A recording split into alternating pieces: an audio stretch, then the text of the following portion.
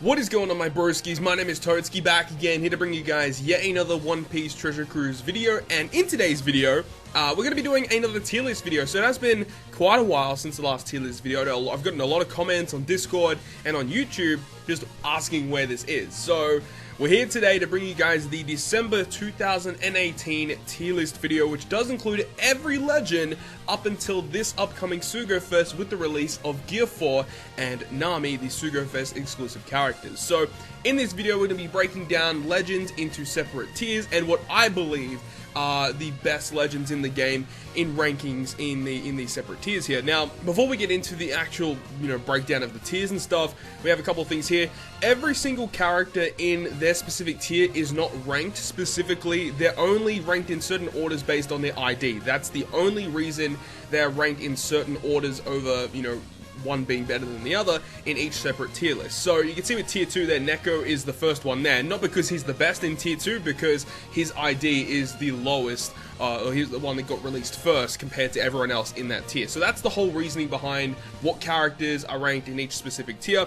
Of course, this is all my personal opinion. You don't have to agree with it at all, and if you don't agree with it, let me know down below in the comment section where characters you think should be placed. But let's just get into it, I guess. So first of all, the first tier we have is tier 3. Now, if you guys have watched my previous tier list videos, I usually have like a notable legends tier where I go through some of the legends that are not really that powerful but are just really nice to have on your account. I kind of got rid of that because every single tier list video is kind of like the exact same legends, and there hasn't really been any legends come out relatively recently that I can really think of that are kind of like in that notable legends tier. So it's basically the same characters: Buggy, Shirahoshi, Magellan, Usopp, all those old school characters that are kind of useful to have but not really required, not really high tier characters, but they are quite useful to have. So instead of that, I've just added a separate tier here, tier 3. Now, any legend you don't see in here is basically ranked below this specific tier list. Below tier 3, so tier 4, tier 5, whatever you want to make it. I've just got tier 0 all the way to tier 3. So for tier 3, I have V2 Law, which does include the Striker and the Cerebral one. I decided to combine characters that have side grade 6 pluses just because it makes it a little bit easier, because if you do have one of these characters, you can evolve it or devolve it into the other one depending on what you need. So that's why I've kind of grouped the 6+ characters together. So the Striker and the Cerebral Law here. Also, Psy-Law is still a really powerful character. Just the fact he has that special ability that can enable your specials to just bypass barriers and defensive effects. It's crazy what you can do with him. If you can actually build a team with this Law and V2 Dofi, or like Intalk and stuff like that, you can do some pretty crazy stuff. And also Kung Fu Luffy, who has amazing crewmate abilities and an amazing special ability, with tanking damage, matching orbs, and type boosting for 2 turns. Like, this Kung Fu Luffy is a really solid character. Just as a captain, he's kind of just outclassed in a lot of ways. And some people might disagree with V2 Law being this low. I mean, he could potentially go to tier 2. It's just that he is, at this current time, still only a 3x captain, which is pretty low to today's standards and what kind of content we have now, and it is about to be releasing on global. I feel like a 3x captain is kind of lackluster. But the thing with this Law that's great is obviously his special ability helping out either Striker or Cerebral teams, and Cerebral are probably the best, or if not one of the top classes in One Piece Treasure Cruise. So I think that V2 Law and also Psy-Law being in this specific tier are quite fine. And Psy-Law, he's okay, but his captain effect isn't really that great. You mainly use him just for his special ability alone, and then, as we said as well, not a really good captain effect, but a really good crewmate set, and also as a special as well. Really good special effects from all these characters. Okay, so now we're going to move on to tier number 2. So tier 2, we have Neko Mamashi first here. Now, the thing about this is, I actually had Neko at tier 3 here, but the more I thought about it, and the more I was researching about Neko and just really overviewing the character as a whole, Neko can still do some of the more difficult content on One Piece Treasure Cruise at this current time. Like, Neko is still like a go-to legend that people will still use in order to clear content, and he is able to do it relatively well currently at this current time. Neko does have a couple issues though with the fact that he's, with his kit, the thing about Neko that's really bad is, as a captain, his special doesn't provide much. I mean, he gives you some matching orbs, but that's literally it. Whereas a lot of other legends on this tier list, they have a special that maybe gives you matching orbs as well as does something else, or it has so many differing effects that it makes that character just as a whole much better but you can't deny the fact that as a captain, he is pretty strong. You know, 3.75 striker captain is actually pretty goddamn crazy. So at this current time, I do think Neko will be here. However, as tier lists progress, maybe next month or the month after that, I think Neko will definitely fall off, or you'll start to see him fall off with some of the newer content that'll start to release on Global. V2 Rayleigh, really average captain effect. Not a lot of people like to use him just because, you know, you don't want to be below 30% a lot of the time. And if you are going to be building a cerebral-based team, which is, you know, the main team that you really use with Rayleigh, you typically would rather use either Robin or you'd rather use Katakuri. So for that particular reason, his captain effect isn't really that useful, but his special ability is still one of the best specials in the game. I think he definitely is still one of the best subs to use in the game. Just doing so many differing effects. Obviously, the thing with him as well is he gets even more effects when he's below 30%, but even if you're not below 30%, you're still 3 times chain lock, 1.75 orb boost, and he does 200k fixed damage, I believe it is. So he does some pretty good stuff, and I think that Rayleigh is, to this day, still going to be one of the great subs to use. It's just for Free Spirit teams in particular, they have access to other better chain lockers like Garp, who is in this tier list, and also the fact that he's an orb booster as well. Free Spirit don't really need an orb booster. If you are running the most optimal Free Spirit team, you're going to be using Luffy and Ace, who is your team's dedicated orb booster. So for most cases, you won't be seeing Rayleigh too often on Free Spirit team. But for Cerebral teams, he definitely can still see play, especially if you're running Cerebral teams that require you to be at really low HP. Rayleigh is going to dominate in that kind of market there. Then you got Frankie. I still think Frankie's one of the cool legends in the game. The thing is he's just kind of average right now, but I do think that his kit is a lot better than the tier 3 legends here, and that's the main reason why he's here, is that I do think he's better than these legends here, but he's definitely not better than some of these legends up here. I think that he definitely falls in this tier. He's probably one of the lower end characters here, but once he gets his 6+, this character is just phenomenal. He does so much damage, and especially with the future shooter support that will be coming, Frankie gets even better as time goes on. So if you have Frankie, definitely be happy, especially once he gets his 6+. He's going to be a very, very good legend to have.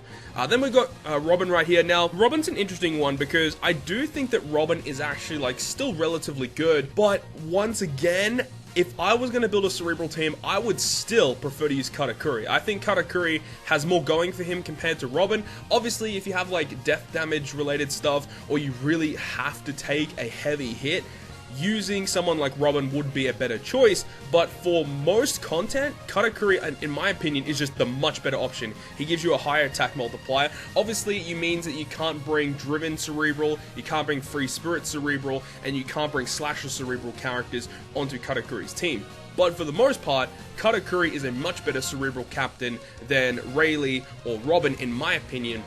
It's just the fact that it is a little bit annoying the way with Katakuri, how he works is you can't get his conditional off straight away unless if you bring another delayer. But Katakuri has some really cool things, is the fact that, you know, when you do hit that 2 million threshold or 1 million threshold and you get that delay off, using that delay mechanic in his captain effect is quite nice because it doesn't trigger special interrupts that activate upon delaying the enemy, and that's one of the cool things about him. And when you do reach that 2 million threshold and you do delay the enemy, with Katakuri teams, you can get a conditional off that no other, you know, crew can actually get off. Because if they have like a full debuff protector or a delay protector, no one can get, you know, a delay conditional boost. But with Katakuri, you can get access to doing that. So he gets a conditional boost that like no one else in the game can really do. And that's one of the cool things about him. He does provide some pretty cool things with his special. He gives you a full board of matching orbs essentially, because Tandem and Recovery will be matching. So Katakuri, I still think is quite good. But in terms of overall power, he definitely doesn't have anything compared to tier 1. But in terms of what he can do, I think he's probably the best character in tier 2 at this current time. And then we've got Garp. Garp is kind of like the chain locker that Free Spirits really utilize compared to Rayleigh, just because of the whole orb boosting thing. Rayleigh's still a really good option for like mini bosses and stuff, but Garp is such a cool character. You know, he does the health cut, the chain lock, and also the special bind reduction. Garp is an amazing subunit, one of the best subs in the game, but it's the fact that he has a pretty lackluster captain effect, and it is quite a shame because this is a character that, you know, a lot of people were really hyping up. A lot of people wanted to see Legend Garp global first. but unfortunately his captain effect was much to be desired, so I really hope that he potentially gets a 6+ in the future to make him a little bit better, or maybe they make like a V2 Garp in the future. We'll have to wait and see for this one, but a Garp still as a sub is top notch, really good special ability, so yeah, he's just a phenomenal unit overall. In terms of the captain effect, he's actually like kind of similar level as these characters here. I think V2 Lorp probably has a better captain effect than Garp, but I do think that his special ability is just that powerful, especially because he is good for Free Spirit and Free Spirit teams in particular. This is why Garp is in this tier here. And then the last character in tier 2, I've got V2 Lucci, including his 6+ that just came out on Global and the Korean version of OPTC. This is actually pretty cool. The shooter Lucci is really interesting because you can build a really good Psy and quick shooter team with V2 Kuzan and some other really cool characters, and you can build some pretty good teams with him. Still, Powerhouse are kind of like the mid-tier kind of class at the moment, so if you do need to build a Powerhouse team, Judge is probably the best for Powerhouse related teams, but if you want to run something other than Judge, then V2 Lucci is kind of like your go-to. But I'm still pretty impressed with how they dealt with V2 Lucci 6+. Initially, when I first read him, I wasn't really that excited for him, but having a look at some of the units that you can use with shooters, with quick and Psy units, and just shooters in general, and what they're going to be in the future for Global, I am pretty excited to see how people are going to be utilizing V2 Lucci. Okay, so now that tier 2 is complete, let's move on to tier number 1. So, for the first spot here, we have Lucy. Now, a lot of people might be saying, you know, Lucy's like the best character in the game, why is he here? I just feel, compared to the characters in tier 0, he isn't as good as the characters in tier 0 anymore. But that does not mean that Lucy's bad, it's just that the other characters around him are just better than him. It does not mean that Lucy is any worse than what he once was. Lucy's still a very good character, can clear a lot of things very, very fast, especially with the crow ship that you get access to. Lucy's still very, very good, don't get me wrong, it's just I feel like the other characters are just getting better than what Lucy already is. Now, Doflamingo is also a character I was probably going to put in tier 0, but looking at some of the content that's come out, a lot of the content that has been coming out has had a lot of defensive effects, including barriers and revivals, which is something that just directly counters what Doflamingo tries to do. Doflamingo tries to burst on the stage prior to the final boss, and then when you're at the final boss, you can just spam his special and just win, basically. But if the enemy has a barrier, you can't use it. If the enemy revives, it kind of makes your burst pointless. So just because of that alone, that's why he's in tier 1. Still a very good legend, but once content comes out that doesn't have too many defensive effects, he's going to smash through it. Then we've got V2 Kuzan. V2 Kuzan, I feel like, is a legend that actually has never been a bad legend. I think he is just as good as Lucy and Doflamingo. It's just the fact that a lot of people just hate the fact that, you know, you have to hit in the Psy quick order in order to achieve his 4x boost. He's still very powerful though. As I mentioned, you know, you can use V2 Lucci and this guy, you know, in a Psy quick shooter team. That is immensely powerful. And as time goes on, this character is going to get much better, especially once we get the future shooter support with the Capone batch and Zephyr's batch. Kuzan's going to be getting even better as time goes on. So I'm really excited to see once those characters eventually come out on Global. It's going to be a little bit of time before then, but still, Kuzan to this day is still quite good. He has a lot of access to lots of boosters, like the Quick Sengoku in his batch, 2x Orb booster. You've got the 2x Affinity booster. Just V2 Kuzan as a whole is still very, very good, and a lot of people I feel like are kind of underrating this character. He is still one of the best characters in the entire game. Next, we have both the 6+ and the 6-star Judge character, the Psy and the Int versions, of course. Both of these characters are quite good. You can build, obviously, the Germa teams, which are powerhouse based, and you can also build driven teams with these characters as well. The cool thing about this is like, when you are building these teams, you know, if you're using specifically like 6+ Judge, right, and you want to build a driven team, the thing about it is he makes, you know, the chance of getting into orbs appear more often, right? So if you are building a Judge team, you want to make sure you have limited rare recruit Akainu, who is actually really, really good because you can get Judge being your type booster, the 2x type booster. You've got the Akainu, who makes Int beneficial for Driven as a sailor and also is your Orb booster as well. Like, that is such a powerful combination. So I think that that's really good. Obviously, there is the rare recruit Pika, who also makes Int beneficial, I believe, but that Pika character just as a whole isn't really that great in comparison to, you know, limited rare recruit Akainu, in my personal opinion. But you you can build some pretty cool teams, you know, as I said, driven and powerhouse related teams with Judge, and I think that he's still quite good. I think that the Germa team is still quite powerful, and the thing about it is that I don't like about 6+ Judge is that there are certain pieces of content that the 6-star Judge team can beat that the 6-star plus Judge team cannot beat, and vice versa as well. So it's almost like it's built in such a way that you literally need to have a team for both if you want to be, you know, utilizing the Judge teams to beat content, that you kind of like need the 6-star version of Judge and the 6+ version of Judge. That's kind of the things that I really hate about him, but I still think that the characters in tier 0 are still much better than Judge. Next we have Nami. So Nami's an interesting one because I believe currently at this current time on Global, she's the best sub unit in the game. She makes Dex Orbs beneficial to everyone, as well as providing a 2x Orb boost and a 1.75 affinity boost with her special. She is immensely powerful for lots of different teams. So if you're running a Dex team, if you're running a Cerebral team, if you're running a Striker team, or if you're running like just basically any team that utilizes characters that are either Free Spirit, Cerebral, Driven, or Powerhouse, Nami's going to be like a lock-in to put on your team, just because she provides more matching orbs, and she provides 2 separate boosts in one special ability alone. Specifically, I really want to get this character so bad, just because like she helps out a lot of different teams, and especially, you know, if you have Gear 4 Luffy and you have this character as well, you're pretty much set for clearing like a lot of different content in the game. So Nami, I think as a sub, is phenomenal, the best sub in the game I feel like right now, but her captain ability is actually, her captain ability is like kind of average. She's mainly a dex boosting captain, and I think that as a dex boosting captain, she, you know, she's a 3.75, which is actually not bad. She can clear a lot of content, honestly, as a captain. Her main downfall is if the enemy is a strength boss, then you typically do not want to use Nami, of course, but even just for neutral damage and for obviously super effective damage against Quick, she's actually going to be pretty good. So I think Nami is a big thumbs up. Really happy with how they built Nami. She's a really good unit, and I actually really want to get her on Treasure Cruise. Now the last unit here on tier 1 is going to be V2 Sanji. Now the thing about V2 Sanji, and I don't know if a lot of people know this, right, if you want to build specifically a fighter team, and you're going to be using, you know, V2 Sanji as your captain, I feel like if you have access to Gear 4 Luffy, why would you want to build a fighter team with Sanji as your captain compared to Gear 4? You know, Gear 4 doesn't provide as much damage output as what Sanji can. Sanji can definitely do more damage than Gear 4, but you just get so much reliability and tankiness out of the Gear 4 Luffy. And with Sanji himself, he is a Psy unit, and there are a lot of good fighters in the game that are already Psy units, so to add more color diversity to your team, I do think that it is better to have Gear 4.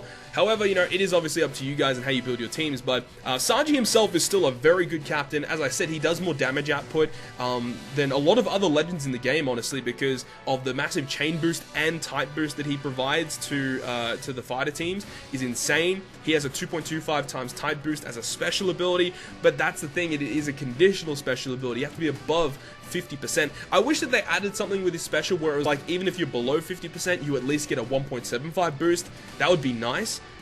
But the fact that if you do fall below 50%, or if there's any piece of content that puts you below that threshold, it's going to be hard for Sanji to actually do it. Obviously, you can run like a healer, like a 6-star Marco, that can still work, and then you can get your 2 times type boost then. But I feel like it's kind of annoying the way they built it. I still think that he should have had a 1.75 times type boost, even if you were not at the above 50% threshold. Still, saying all that, Sanji's still an immensely powerful character. I would much rather use V2 Sanji than a lot of the characters here in Tier 2 and definitely in Tier 3. He provides a lot of damage, and he's just a really cool character in general. He's just really powerful, and even an unevolved one of these guys is going to be very useful for the ranking missions that come out where you have to do a certain amount of damage in a turn. He's really good for that as well, so if you have an unevolved Sanji, I would suggest keeping that for rankings and stuff like that. But that has been the whole breakdown of Tier 1 and just kind of like the reasonings why they're here. Now let's move on to the final tier. So let's go ahead and move on to Tier 0. This is the final tier that I have for you guys today in this video, where we have 4 characters in Tier 0. We have Luffy and Ace, we have V2 Shanks, V2 Akainu, and Gear 4 Luffy. So Luffy and Ace, just flat out one of the most broken characters in the game. The captain swap is nuts. He has an immensely powerful captain ability, a very powerful special ability, and just the captain swapping so you can have 2 separate captain effects running at a time. Just, this is a crazy unit, and this is what made Free Spirits so powerful. The fact that you have access to a 4.25 times captain effect is crazy, with some damage reduction as well. His special ability does lots of AoE damage. It gives you the 2 times orb boost. It does orb manipulation. This is just a well-built character all round. He's just so powerful, and that's the main reason why he's here. This character is definitely a better unit than every single character here in Tier 1. V2 Shanks, I would say, kind of partners well with V2 Akainu. You can interchangeably use these characters as captains and subs, and just building, int and strength teams with Akainu is bonkers, because especially in the future, once we get the shooter support in the future with Capone and stuff like that, you can build some really good shooter-based teams with int and strength units and stuff like that. But obviously, Akainu with his captain effect, we all know how good it is. The end of turn damage is busted as hell, doing up to 2 million end of turn damage. It's immense. And also the fact that, with Shanks as well, you have the type boost, you have the orb manipulation, the combo boost. These two characters, I'd say, just in general, are probably the best combination of characters in the entire game. If you reroll an account with V2 Shanks and V2 Akainu, that, honestly, I think that is a better reroll than getting Gear 4 Luffy. That's just my opinion anyway, but those two characters just in tandem with each other is crazy. It is the best type combination in the game, and it can literally beat anything. To my knowledge, I believe it can beat everything in the game, having Shanks and Akainu on your account. And then we've got Gear 4 Luffy, the newest legend on One Piece Treasure Cruise Global, the character that everyone has been waiting for. Unfortunately, Bandai kind of screwed up with the Sugo-Fest, and I already made the previous video about that, so hopefully you guys watched that video. But Gear 4 Luffy, if you guys were lucky enough to pull Gear 4 Luffy, congratulations, because he is the hands down best rainbow captain in the entire game. Even on the JP version, in terms of just flat out rainbow captains, he's the best. He provides so much damage output, a lot of damage reduction, very similar to Luffy and Ace. It's very similar, actually. It's just the fact that instead of being a Free Spirit specific unit, he is just a rainbow unit that provides lots of matching orbs naturally with his captain effect. He's got the gear change effect, going from Gear 2 to 3 to Gear 4 Bounce Man and Tank Man. His special ability is great as well. You don't even have to use him as a captain to get the best out of Gear 4, because as a sub, he's a 2 times type booster. He makes tandem and recovery matching. He does lots of damage as well. There's not much really wrong with Gear 4 Luffy. There is really no negatives to using this character. The other characters may have some negatives. Obviously, the drawback to Shanks is you need to have 4 of the same color.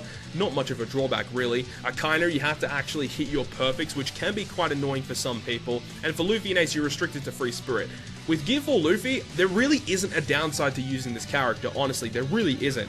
And that's what makes him so powerful. I definitely think Gear 4 is the best character in the game, currently as we're speaking right now. And then the other two batches, with Shanks and Akainu, and then with Luffy and Ace, those two characters are neck and neck in terms of how good they are. Either one of these characters is great to have on your account, but I do think that Gear 4 is currently the best character to get on One Piece Treasure Cruise. But this has kind of been my whole tier list. I actually think this is probably one of the best well-rounded tier lists that I've made thus far. If you guys don't agree with any of these choices, make sure to let me know down below in the comment section. But honestly, I'm pretty happy with how this tier list turned out, and I think it's pretty accurate and represents really well with the characters that we currently have access to on One Piece Treasure Cruise Global. Hopefully you guys did enjoy this video, and if you guys did enjoy it, make sure to smack the like button down below.